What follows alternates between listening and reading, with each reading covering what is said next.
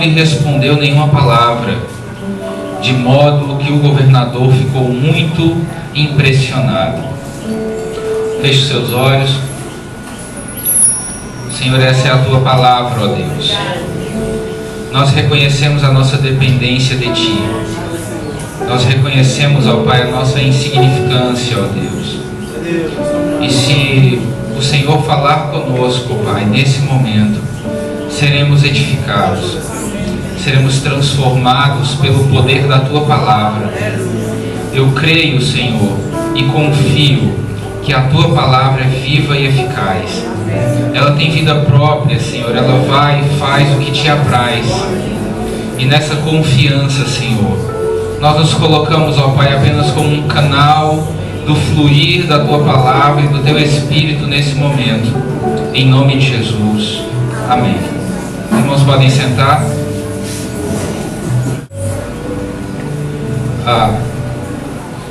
A passagem que nós acabamos de ler fala do momento em que Jesus está sendo interrogado por Pilatos no palácio. E o texto diz que Jesus não respondeu para Pilatos palavra alguma a respeito das acusações que ele sofria. Glória a Deus.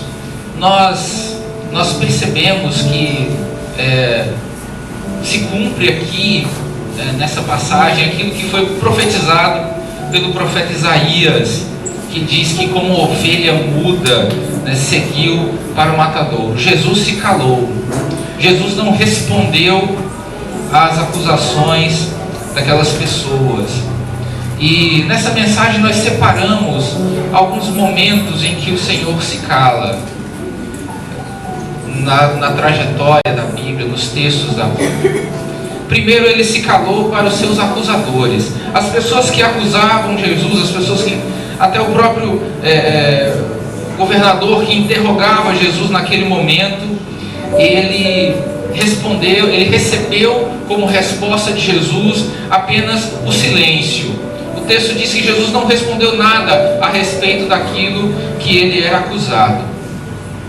Isso causa uma estranheza no Pilatos, porque, contrariando qualquer expectativa, quando Jesus, ou quando qualquer pessoa que estava sendo acusada, decidia não responder nada, o governador poderia entender que a pessoa estava admitindo ser culpada.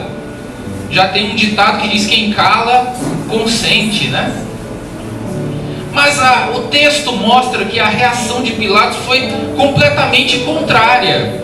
O texto diz que Pilatos insistia em inocentar Jesus. Ele dizia: eu não vejo nesse homem nenhum motivo para que ele seja executado, eu não vejo mal algum nele, eu não vejo nada demais que esse homem tenha feito. E ele tentava manobrar, né, tentava de forma política, né, tentar livrar Jesus.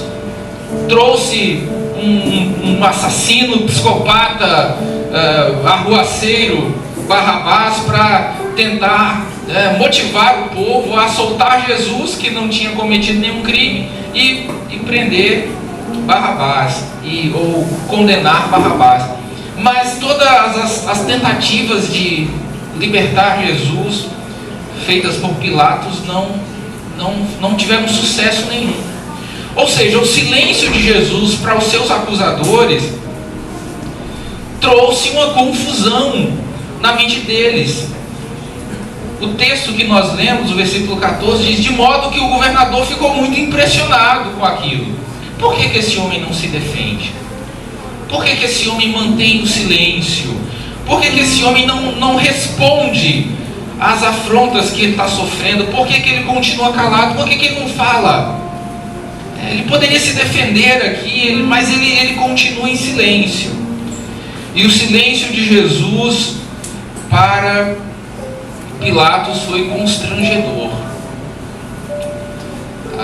Nos poucos momentos em que Jesus falou nesse período, né, da Via Crucis, do momento em que ele foi preso até o momento que ele foi crucificado, Os momentos que ele fala são muito raros, são pontuais, são cumprimentos de profecias a respeito da vida dele.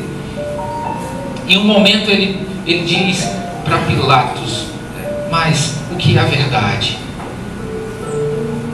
E aí aquela pergunta martela o coração daquele homem, martela o coração do governador, a ponto dele querer inocentar Jesus a todo custo. Mas o próprio Jesus diz: faça o que você... Não, a culpa não é sua. Faça o que tem que ser feito. E um segundo ponto, nós identificamos no livro das Lamentações do profeta Jeremias, capítulo 3, versículo 44.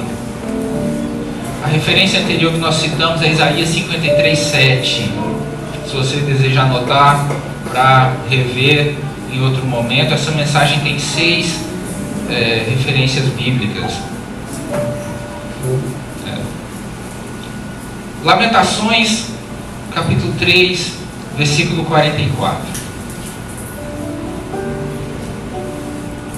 Ele diz o seguinte: tu te escondestes atrás de uma nuvem, para que nenhuma oração chegasse a ti. Inicialmente eu tinha escrito essa mensagem em uma outra ordem. A princípio eu iria falar basicamente só do silêncio de Deus para com as nossas orações. Mas durante o preparo da mensagem, nós percebemos que Deus ficou em silêncio em vários momentos da história da criação e da história da humanidade. Nesse momento aqui, especificamente, no ponto anterior nós vimos que Deus se calou para os seus acusadores. Jesus se calou para os seus acusadores, para as pessoas que se levantavam contra Ele, para as pessoas que afrontavam a Ele, para as pessoas que o humilhavam, para as pessoas que o ofendiam, para as pessoas que o atacavam. Ele se calou para essas pessoas. E aí nós percebemos o quanto nós precisamos aprender com isso. Nos calar contra os acusadores, nos calar contra os ofensores. Que a nossa resposta para as investidas, daqueles que desejam o nosso mal, seja o silêncio, assim como fez Jesus.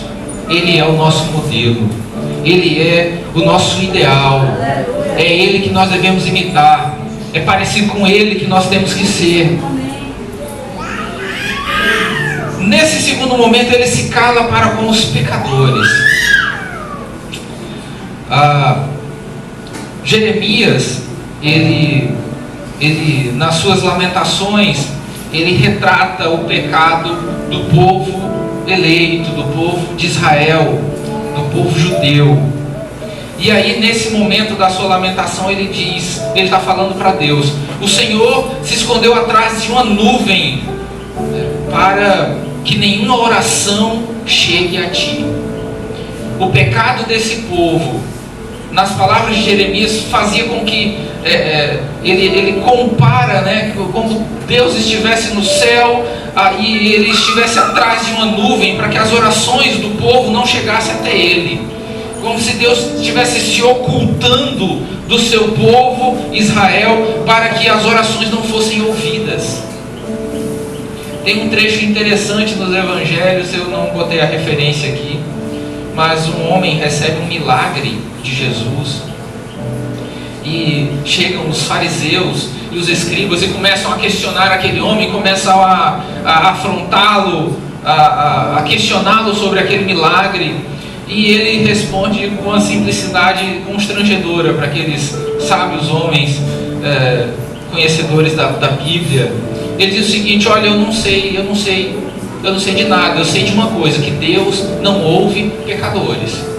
Então aquele homem que me curou certamente não é um pecador, porque Deus atendeu a sua oração e aqui estou eu curado. Então Deus se escondeu das orações por conta do pecado do povo de Israel, por conta do pecado daquela nação. O profeta Jeremias diz que tu te escondeste atrás de uma nuvem para que nenhuma oração chegue a ti. Então, nesse segundo momento, nós vemos como Deus se cala. Ele mantém o silêncio para com as pessoas, para com o seu povo, quando esse está longe dele por conta dos pecados. Mas um trecho da palavra que mais me chocou, que mais me deixou pensativo, foi quando eu li em Cantares, pesquisando sobre momentos em que Deus fez silêncio. E o livro de Cantares, ele é um símbolo em que Deus é representado pelo noivo e Israel representa a noiva. A noiva representa Israel. E aí, nesse relacionamento amoroso que o livro de Cantares nos dispõe de forma muito bonita, de forma muito poética até, nós vemos Deus agindo como noivo em passagens lindas, como aquela que diz que ele vem saltando sobre os montes de Jerusalém, né? É um texto belíssimo. Quem está em espírito, enxerga no livro de Cantares a presença de Deus de forma gloriosa. Então, Cantares capítulo 5, versículo 6, fala de um momento em que a noiva está recolhida e ela é abordada pelo noivo. O noivo tenta entrar nos seus aposentos, e aí ela está meio sonolenta. O texto é confuso, as expressões que eles usam, mas o que me chamou a atenção é o final do versículo. Ela diz o seguinte: eu o chamei, mas ele não respondeu. A noiva chamou o noivo, mas o noivo não respondeu. No primeiro ponto, a gente viu que Deus ele faz silêncio para aqueles que o afrontam, né? Jesus fez silêncio para aqueles que o afrontam, para nos dar uma lição, para nos ensinar. Ele faz silêncio para os pecadores, aqueles que o ofendem, aqueles que transgridem a sua lei. Mas eu fiquei confuso quando eu li essa parte, que ele também faz silêncio para aqueles que ele ama. Meu Deus! Aí minha cabeça entrou em parafuso, porque até nos pontos anteriores a coisa era compreensível. Mas o noivo ama a noiva, mas a noiva chamou pelo noivo e o noivo não respondeu. E ela buscou o noivo. O texto continua dizendo que ela correu atrás do noivo pelo pátio do palácio, e os guardas do palácio viram aquela mulher andando, e eles bateram na noiva. A noiva apanhou dos soldados porque acharam uma mulher que talvez não entendessem que era a rainha. Um texto estranho, mas ela sai em busca do noivo. Ela grita, ela clama pelo noivo, e o noivo não responde. E aí nós encaixamos isso, nós incorporamos isso na nossa vida. Nós somos a noiva do Cordeiro, e não são poucas vezes que nós chamamos a Ele e Ele não responde. Eu não sei se os irmãos têm todas as suas orações respondidas prontamente, porque eu particularmente não tenho. Existem vácuos na minha vida que são desesperadores do silêncio de Deus, a ponto de eu parar para pensar e refletir: será que tem alguma coisa errada? E aí, quando Deus fala, eu percebo que Ele estava querendo me ensinar alguma coisa. E aí nós entendemos o seguinte, que quando Deus não responde, e quando o noivo não responde ao clamor da noiva, não é necessariamente por conta do pecado, como a gente viu no caso de Jeremias. Não é porque nós estamos desobedecendo a Ele. No caso da noiva não foi isso. O noivo ama a noiva, mas mesmo assim ele fez silêncio, ele não respondeu para ela. Teve uma discussão de relação, né, uma DR, nesse trecho de Cantar de Salomão. Nós não vamos entrar, né, nesse ponto aqui, né? A noiva já não queria sujar os pés, aí o noivo tenta abrir a porta, né, por uma fenda, né? E aí, quando a noiva tem o coração estremecido com a presença do noivo, ela decide: não, eu tenho que abrir para o meu amado. Mas quando ela chega, ele já não está mais lá. Então tem uma discussão de relacionamento na poesia do Salomão. Mas nós vamos nos ater apenas a essa questão. Eu chamei, mas ele não respondeu. Não responder não quer dizer não ouvir. Quando Deus não responde a sua oração, não quer dizer que Ele não ouviu a sua oração. Amém? Amém. Se você puder abrir Salmo 56, versículo 8, se não, anote. Salmo 56, versículo 8, diz o seguinte: registra tu mesmo o meu lamento, recolhe as minhas lágrimas em teu odre. Acaso não estão anotadas em teu livro? Tudo é registrado, tudo é ouvido. Deus ouve todas as tuas orações, Deus ouve todos os teus pedidos, Deus ouve você até quando você não fala. O salmista diz: antes que viesse palavra à minha boca, tu me conheces. Eu não preciso dizer nada, o Senhor já me conhece.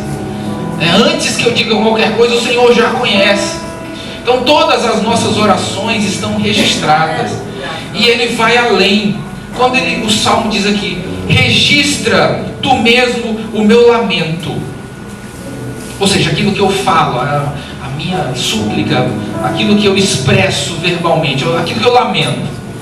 Mas ele continua dizendo: e recolhe as minhas lágrimas em teu odre. E aí ele diz: acaso não estão anotadas em teu livro? Como é que se anota lágrimas? Como é que se registra lágrimas? O que uma lágrima comunica de forma inteligível, que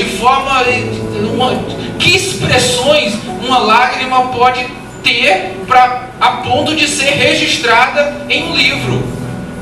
Que frases eu posso construir com uma lágrima? Isso nos ensina uma coisa: que Deus, Ele não anota e não registra apenas o que a gente fala, mas as intenções, o que está por trás da fala, as emoções, os sentimentos que estão envolvidos ali. Eu às vezes preciso me escancarar em algumas orações, quando eu digo: Senhor, as palavras são essas, mas o meu coração não concorda com o que eu estou falando. Mas o que eu desejo é que o meu coração concorde com as minhas palavras. Porque às vezes a gente tem intenções, tem expectativas, o ego às vezes quer sobressair, mas a nossa razão, a nossa consciência nos leva à renúncia. E aí a gente, na nossa oração, pede: Senhor, o sentimento é esse, mas o desejo é esse, a oração é essa. Que haja um alinhamento entre o lamento e a lágrima, como diz o Salmo. Então o Senhor registra em livros as tuas lágrimas. E aí eu fico imaginando como seria ler um livro de lágrimas. Como é registrado isso? Quem interpreta isso? Porque se alguém fala em inglês, alguém que compreende o idioma consegue traduzir isso para outra língua. Mas quem interpreta lágrimas e quem registra isso em palavras, em um livro? O apóstolo Paulo tem a resposta que aconteceu agora.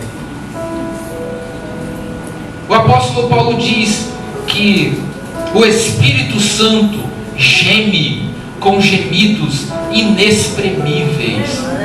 E aí ele continua dizendo: e Deus conhece a intenção do Espírito. Ou seja, pode ser só gemido a tua oração, mas Ele entende a intenção daquilo. É por isso que Ele tem a capacidade de traduzir lágrimas em palavras. E Ele pega essas palavras que foram extraídas das lágrimas e bota num livro. E fica tudo registrado. Nem sempre que você não ouve uma resposta, não quer dizer que você não foi ouvido na sua oração. Está tudo registrado. Está tudo escrito. Até aquilo que não foi dito está escrito. A segunda coisa é que o silêncio de Deus prova a nossa fé. Aqui é o momento mais doloroso do cristão. Quando ele ora, ele eleva a sua oração a Deus, ele tem absoluta certeza que Deus o ouve, porque senão ele não estava orando, só sendo estúpido para fazer uma coisa dessa, fazer uma coisa que você sabe que não dá em nada. Então é claro que você sabe que a tua oração vai dar em alguma coisa, senão você não orava. Então isso se chama fé, até uma fé natural. Então você ora, você tem fé de que vai receber algo da parte de Deus em sua oração, mas a única coisa que você ouve de Deus é o silêncio. E isso é uma prova de fé, porque você continua esperando, mesmo sem saber qual é o próximo passo. Você continua orando, mesmo sem saber o que você deve fazer. Você continua confiando, mesmo sem ter resposta alguma. Então, quando Deus mantém silêncio, é porque Ele está te ensinando alguma coisa. O silêncio ensina. O silêncio nos leva a refletir. Sabe, você começa a orar e você não tem resposta. Você só ouve o silêncio de Deus.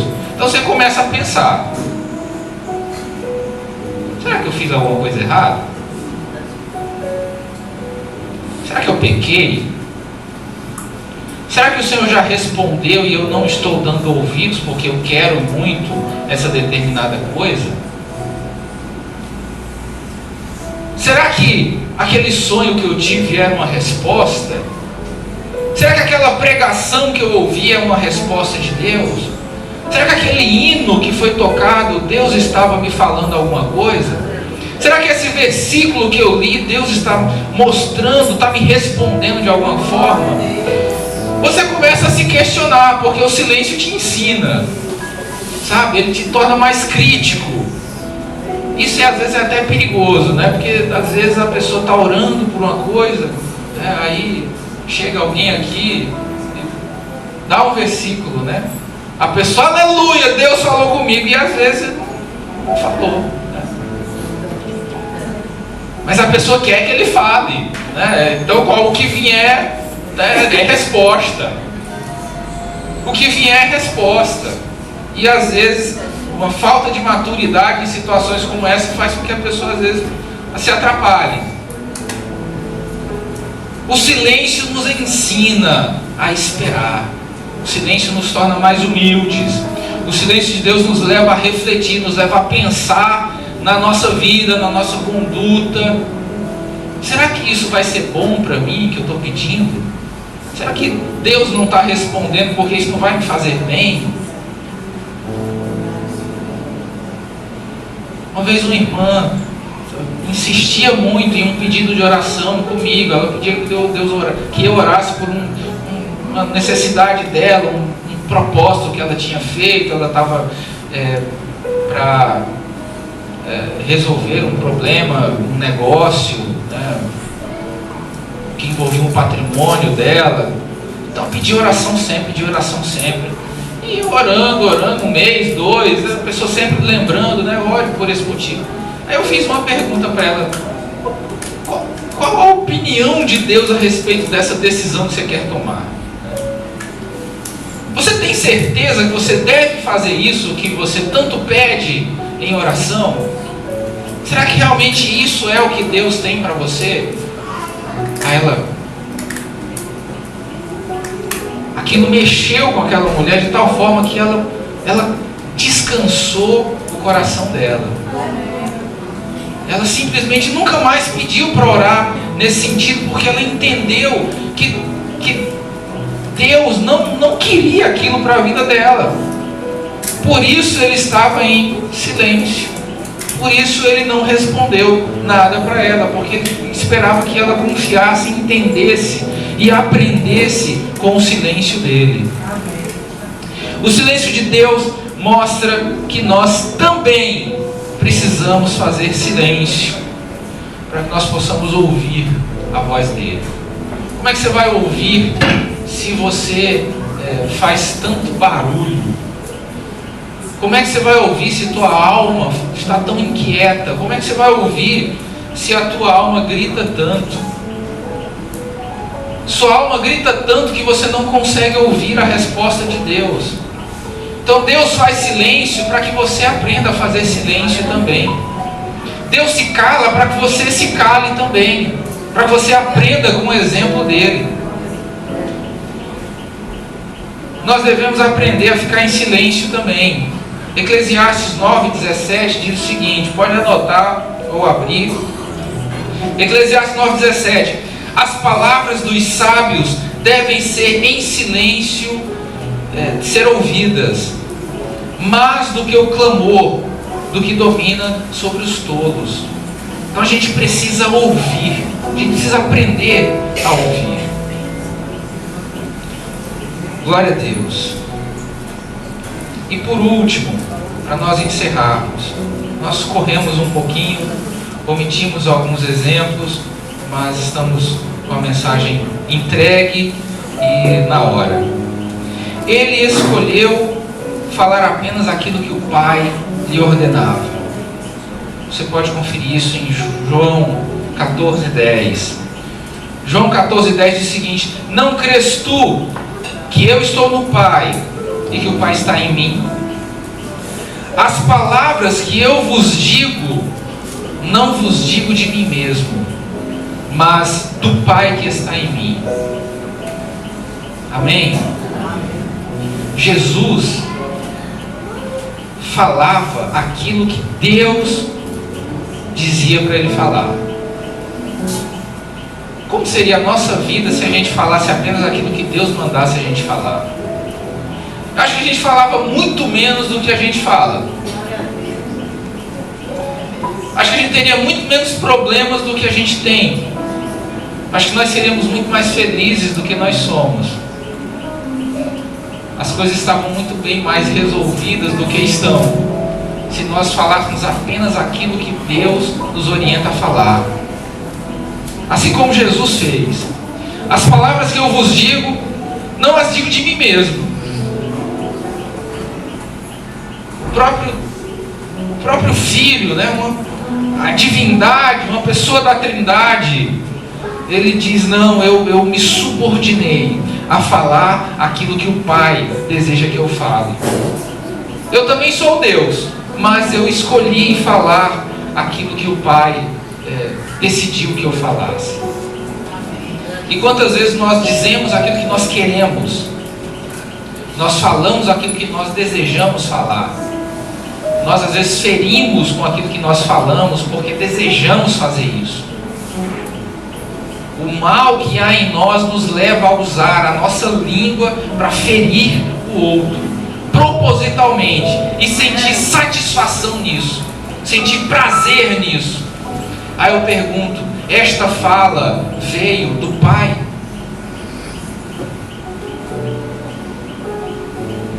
Jesus não disse uma única palavra dele mesmo. Ele tinha as suas necessidades humanas, como homem que era, que sofreu, que nasceu, que trabalhou, mas ele decidiu subordinar toda a fala dele, toda a comunicação dele, única e exclusivamente a Deus. Eu acho maravilhoso conversar com pessoas que todo diálogo está regado com passagens da Bíblia. Para quase tudo que se comunica, ela lembra de um versículo, lembra de alguma coisa. É agradável esse tipo de fala, é agradável esse tipo de diálogo. Eu sou uma pessoa que me considero uma pessoa calada. Eu não acho que eu falo muito, mas ainda assim eu falo muita besteira. Eu erro muito no falar. Eu deveria ser mais prudente no falar. Eu deveria selecionar melhor a minha fala e passá-la pelo crivo da palavra de Deus. Eu fico imaginando as pessoas que falam pelos cotovelos, quanto essas pessoas têm que se arrepender, o quanto elas têm que se retratar com Deus e com os homens, quanto perdão ela precisa pedir, quantas coisas elas precisam consertar, porque falam de si mesmos. Eu tenho dificuldade de sair do sermão.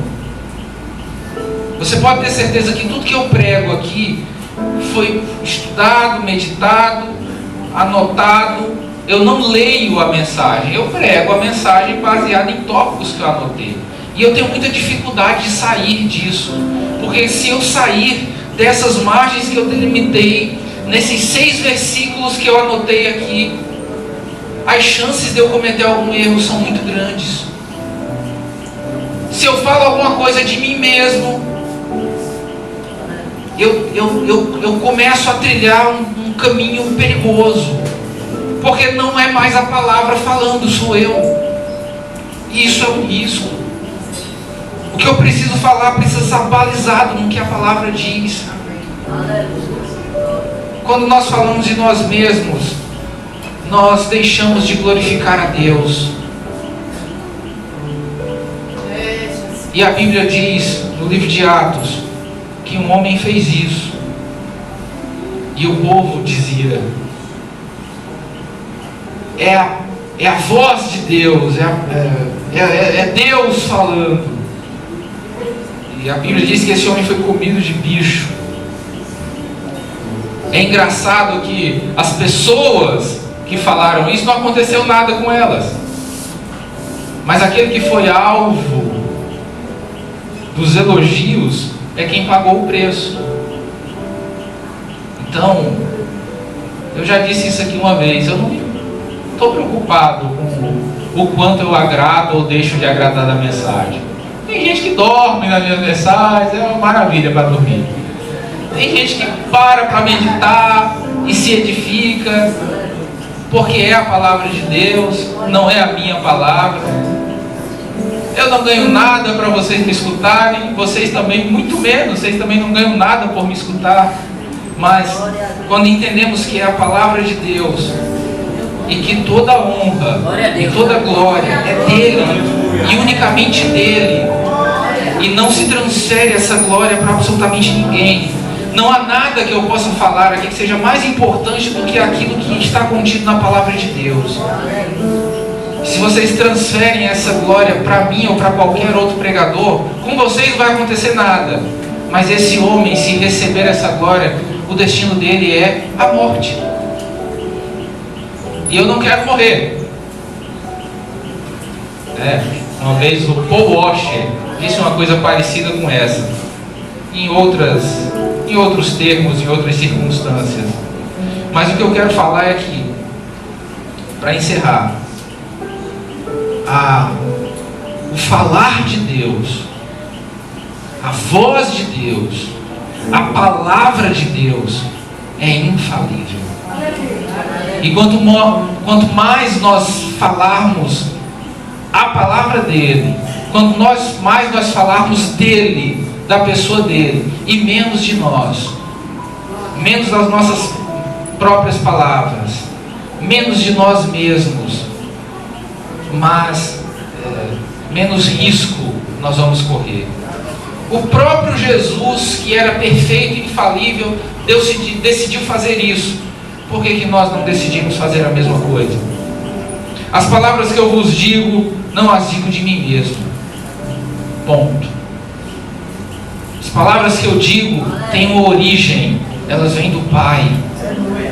Elas não são minhas. Elas não são minhas. Se Jesus decidiu fazer isso, o que eu posso fazer?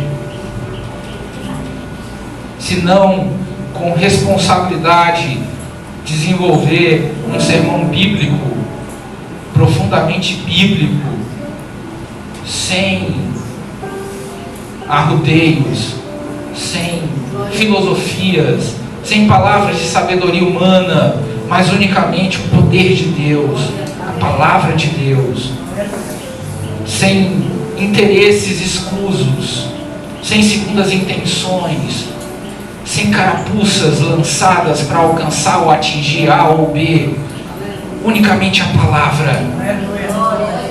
Eu não preciso me preocupar em atacar ou corrigir o erro de A ou de B, porque a palavra é viva e eficaz. Ela vai e faz o que lhe apraz. E se eu souber de algum dos problemas de vocês e querer adaptar a mensagem para um ataque ou um conserto, ou até para lhe ajudar, não é Deus que está falando, sou eu. A palavra, ela é autossuficiente. A palavra, ela é viva, ela tem vontade própria. Não adianta eu tentar emocionar, não adianta eu pegar meia dúzia de frases prontas, de efeito, fazer uma impostação na voz, pregar assim, que isso não vai produzir absolutamente nada. Porque a palavra é viva, é a palavra, não é o pregador. Eu não preciso animar vocês. O culto é para Deus, não é para vocês. O culto foi feito para o Senhor, não para os homens. Não há necessidade de agradar ninguém. Unicamente pregar a palavra e somente a palavra. Como diria Lutero, sola escritura. Só a escritura. Só a palavra. Só a palavra é o suficiente. Só a palavra basta. Só a palavra já é tudo que nós precisamos. As palavras que eu vos digo, não vos digo de mim mesmo. E que nós possamos entender que o silêncio de Deus às vezes nos ensina a atentarmos mais para a sua palavra. Amém? Que o Senhor nos abençoe, nos faça guardar essa palavra em nossos corações e